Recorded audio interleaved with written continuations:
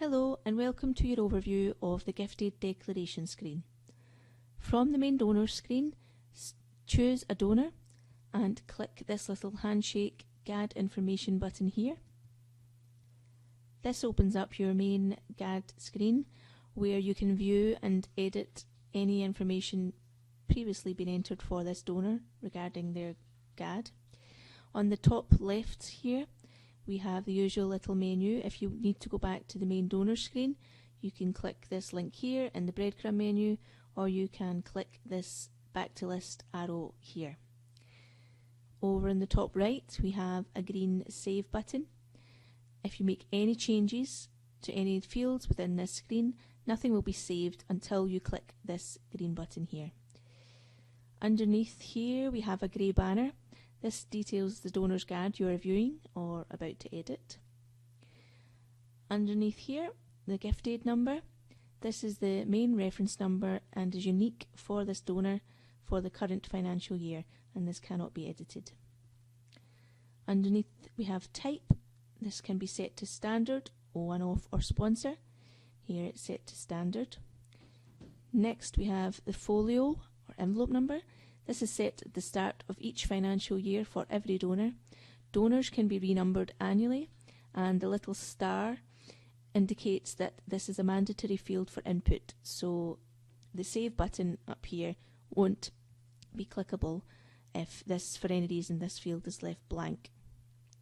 The date signed is the date recorded when the declaration was signed by the donor. This can be different from the start date, which is further down this list. The frequency is how often the donor has selected to donate. This can be annually, half-yearly, quarterly, monthly, weekly, or not stated. Here this donor has selected monthly. The amount is simply the amount the donor has specified to donate, and the method is how the donor has chosen to donate. So this can be selected from unknown, not stated, envelope, banker's order, cheque, other. This donor has selected envelope. The start date is when the donor has chosen to start donating. No donations can be added to the system for this donor before this start date. Similarly, the end date is when the donor has chosen to stop donating, and no donations could be added for this donor after this date.